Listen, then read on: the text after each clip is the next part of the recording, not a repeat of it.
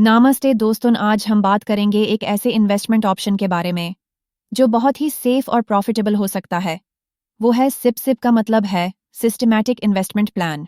आपने कभी ना कभी इसके बारे में सुना होगा, लेकिन आज हम इससे बेसिक से लेकर एडवांस लेवल तक समझेंगे। चलिए शुरू करते हैं। स्टेप 1। SIP क्या है? SIP एक इन्वेस्टमेंट मेथड है जिसमें आप अपने पैसा को रेगुलर इंटरवल्स पे, जैसे कि हर महीने, इन्वेस्ट करते हैं। ये आपको छोटी छोटी अमाउंट्स में इन्वेस्ट करने का मौका देता है, जो टाइम के साथ बढ़कर एक बड़ा अमाउंट बन सकता है। एग्जाम्पल, मान लीजिए आप R6000 हर महीने SIP में इन्वेस्ट कर रहे हैं, तो ये R6000 हर महीने ऑटोमेटिकली आपके सिलेक्टेड म्यूचुअल फंड में इन्वेस्ट हो जाएगा। स्टेप 2। SIP के बेनिफिट्स। SIP के कई फायदे हैं। पहला, आपको लंप सम अमाउंट एक बार में इन्वेस्ट नहीं करना पड़ता। दूसरा, SIP से रुपए कॉस्ट एवरेजिंग होती है, यानी अगर मार्केट गिरता है तो आपको सस्ता मिलता है, और अगर मार्केट ऊपर जाता है तो ज़्यादा रिटर्न्स मिलते हैं। एग्जाम्पल, मान लीजिए एक महीने आप 8000 में 10 यूनिट्स खरीदते हैं, अगले महीने मार्केट गिर जाता है और आप 8000 में 15 यूनिट्स खरीद पाते हैं। ऐसे आपको एवरेज प्राइस मिलता है। स्टेप 3। SIP में कैसे इन्वेस्ट करें?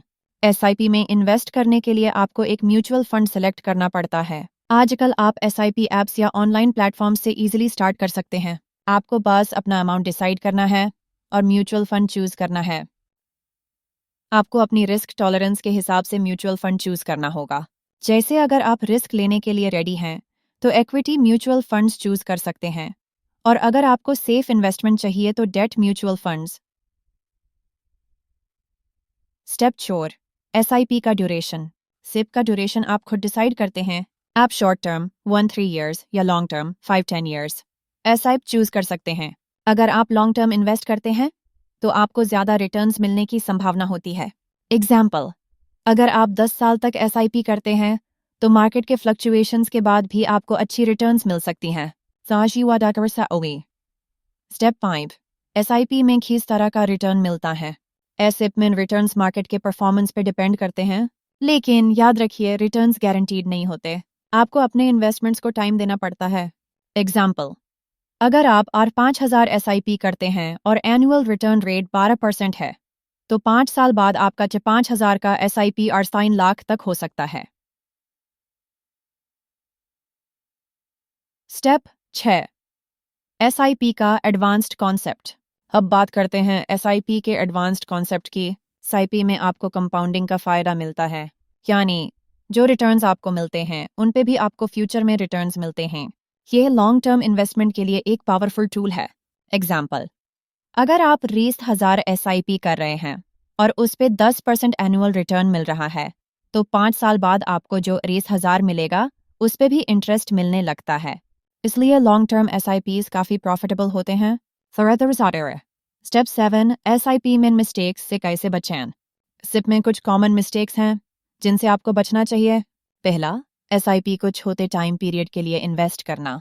SIP का फुल पोटेंशियल समझने के लिए लॉन्ग टर्म इन्वेस्ट करना ज़रूरी है। ऐसे टाइम पे आप ज़्यादा यूनिट्स खरीदते हैं जो फ्यूचर में आपको प्रॉफिट दे सकते हैं। स्टेप 8। SIP को रिव्यू करना। SIP को टाइम टू टाइम रिव्यू करना ज़रूरी है। हर 6 महीने या 1 साल में अपने फंड परफॉर्मेंस को चेक करें। अगर फंड अच्छा परफॉर्म नहीं कर रहा है तो आप अपने SIP को किसी और फंड में स्विच कर सकते हैं। याद रखिए, हर फंड का परफॉर्मेंस अलग होता है और आपको अपने गोल्स के हिसाब से फंड चूज करना है। Conclusion, call to action. तो दोस्तों, ये थी SIP के बारे में बेसिक से लेकर एडवांस्ड लेवल तक की गाइड। अगर आप SIP शुरू करना चाहते हैं तो अब आपके पास सभी ज़रूरी जानकारी है। जल्दी से अपनी SIP जर्नी शुरू कीजिए। तो अगर आपको यह वीडियो पसंद आई हो तो लाइक करें, शेयर करें और चैनल को सब्सक्राइब करें।